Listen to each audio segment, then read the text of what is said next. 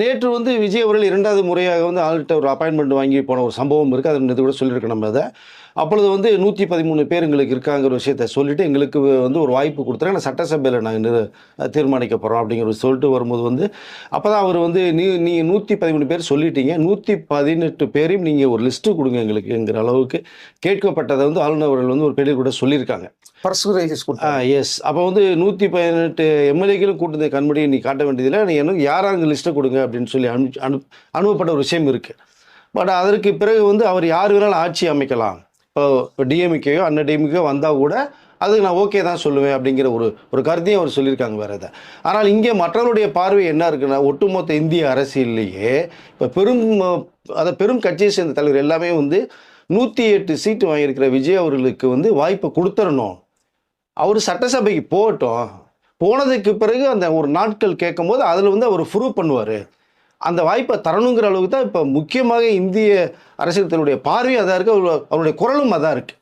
ஏன் விஜயை வந்து நீங்கள் போய் உள்ளே அனுப்பாமல் இன்ன வரைக்கும் இங்கே பிரேக் பண்ணி வச்சது காரணம் என்ன அப்படிங்கிற அளவுக்கு பேசப்பட்ட ஒரு தகவல். இப்போது இதை நோக்கி இப்போ அண்ணாடிஎம்கேவும் டிஎம்கேவும் ஆட்சி அமைக்கிற வேலை ஒரு பக்கம் போயிட்டுருக்கு அப்படிங்கிற ஒரு தகவல் எல்லாமே பரபரப்பாக போயிட்டு சமயத்தில் பாண்டிச்சேரியில் வந்து ஒரு 20 எம்எல்ஏக்களை அங்கே வச்சுட்டு இருக்க ஒரு சம்பவம் நம்ம நேற்று சொல்லியிருக்கோம். இப்போ அவர்கள் வந்து சென்னைக்கு வரத ஒரு தகவலும் இருக்குது. ரொம்ப பரபரப்பான ஒரு சூழ்நிலையை வந்து ஒவ்வொரு நிமிடத்திற்கும் இந்த என்ன சொல்ல இந்த பேய் படம் திக் படம் ஹாரர் படம் மற்ற மாதிரியான சூழ்நிலை தான் இப்போ உருவாகிட்டு இருக்கு. என்ன நடக்குங்கிறது.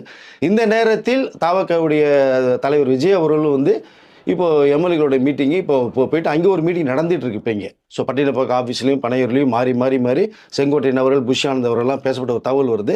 இந்த நேரத்தில் புஷ் ஆனந்த் அவர்களோட அவர்களுடைய அந்த வேட்பாளர்கிட்ட வந்து ரொம்ப பொறுமையாக அமைதியாக இருங்க, குழப்பம் வராது, நாங்கள் இருக்கிறோங்க மாதிரி சொல்லி உங்ககிட்ட வேறு ஏதாவது உங்களை தூக்கிட்டு போகிறதுக்கான வாய்ப்புகளும் வரும், எதையும் வந்து நீங்கள் வந்து மைண்டில் ஏற்றிக்க வேண்டாம்ங்கிற அந்த தகவலையும். ஏன்னா இப்போ வந்து ஆளுநரே குதிரை பேரம் நடந்த ஆச்சரியப்படும் ஒரு தகவல் வேறு சொல்லியிருக்காங்க இல்லையா. அந்த குதிரை பேரம்ங்கிறது வந்து நடக்கிறதுக்கு ஒரு வாய்ப்புகள் இருக்கும். அதில் ஏறும் நீங்கள் குழப்பம் வேணும். புஷ் ஆனந்த் வந்து அவருடைய வேட்பாளர்களுக்கு இப்போ அவரும் ஒரு பேச்சுவார்த்தை பெற்றிருக்காங்க. செங்கோட்டையன் அவர்கள் ஒரு பக்கம் டீலிங், விஜய் அவர்கள் ஒட்டுமொத்தமாக பண்ணி நம்ம இன்றைக்கு மாலைக்குள்ள ஒரு முடிவு எடுத்தாங்கிற ஒரு சூழ்நிலை விஜய் அவர்கள் தலைமையில் இப்போ பேசப்பட்டு இருக்கு.